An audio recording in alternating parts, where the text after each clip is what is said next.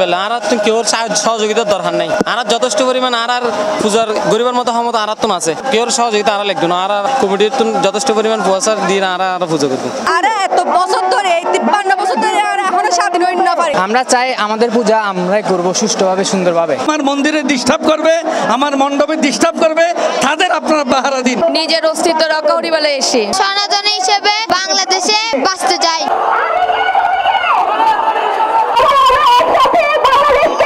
সংসদে সংখ্যালঘু মন্ত্রণালয় চাই। আমাদের হিন্দুদের চট্টগ্রাম রাজশাহী খুলনা হিন্দুদের এলাকা হতে হবে। বাংলাদেশ বাংলাদেশ বিদায় যেতে দেব না, আমার ভাইয়ের রক্ত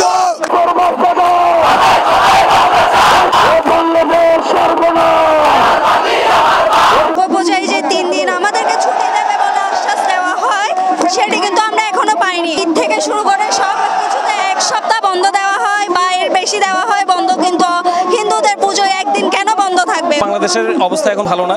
এখানে সংখ্যালঘুদের উপর প্রত্যেক দিন প্রতিনিয়ত অত্যাচার হচ্ছে। অসাম্প্রদায়িক এখানে বলতে কোনো কিছুই নাই। এখানে যা হচ্ছে হিন্দুদের উপর আক্রমণ, এটা পুরোটাই সাম্প্রদায়িক এবং এটা আমরা শুধু মুখের কথায় বিশ্বাস করতে চাই না, আমরা কনস্টিটিউশনাল চেঞ্জ চাই, আমরা সাংবিধানিক চেঞ্জ চাই। আমরা সংবিধানে আমাদের সংখ্যালঘুদেরকে দ্বিতীয় শ্রেণীর নাগরিক করে রেখে আপনারা শুধু মৌখিকভাবে আমাদেরকে অসাম্প্রদায়িকের গান গাইলে হবে না।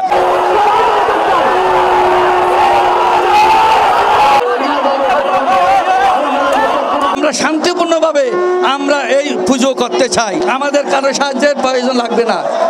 এরপর বলতে চাই, এতদিন একটা কথা বলেছিলেন, আমাদের দেশে তেমন কোনো ঘটনা ঘটেনি।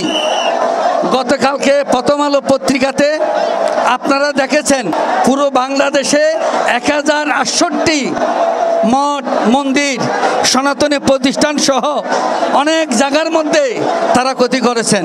এতদিন আমরা কোনো বিচার পাই নাই। এবার আমরা দেখতে চাই, আপনারা তো বলছেন যদি অন্যায় করেন আপনারা তাদের বিচারের আওতায় আনবেন, তাদের শাস্তি দেবেন। এবার আমরা দেখতে চাই 1068টা যে ঘটনাগুলো ঘটেছেন আপনারা কি করেন, আমরা এখন আপনাদের সেটা দেখার জন্য অপেক্ষা রয়েছি। আমরা চাই যারা এই অন্যায় করেছেন, যারা মঠ মন্দির ধর্মীয় প্রতিষ্ঠান এবং ব্যবসা প্রতিষ্ঠান ক্ষতি করেছেন, তাদের উপযুক্ত শাস্তি দিয়ে তাদের আইনের আওতায় নিয়ে এসে যথাযথভাবে আপনারা শাস্তি দেবেন। এটা আমাদের হৃদয়ের দাবি, এটা আমাদের প্রাণের দাবি। যতদিন আপনারা যথাযথভাবে তাদের এই অন্যায় অবিচারের বিচার করবেন না, অতদিন আমরা রাজপথ ছাড়ব না।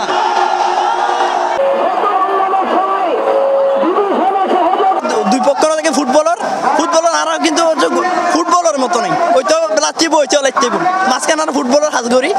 তো এক্ষেত্রে আর এরকম পরিত্রাণ চাই। আয়োগীয় বাংলাদেশ হিসেবে আমরা সনাতন হিসেবে যে একজন মুসলিম যেভাবে বাস করে আর সনাতন হিসেবে জানা এইভাবে বাস গরিবের ক্ষমতা যেন অর্জন করতে পারি। আর তখন দলাদলির প্রয়োজন নাই। আর এভাবে প্রতিবাদ করেই বাঁচি তখন করিব, নইলে আর অস্তিত্ব টিকি থাকতো না এই দেশত। আর তো এই দেশের রোহিঙ্গা ন, আর এই দেশের বাসিন্দা, আর এই দেশত থাকতাম চাই। আর ধর্ম যাতে একদম বলবৎ থাকে তাহলে আর এই প্রতিবাদ। আর আরেকখান হতা আর কেউ হেফাজত থাকতাম না চাই, আর এই দেশের অংশীদার আছে, আর এই দেশের অংশ।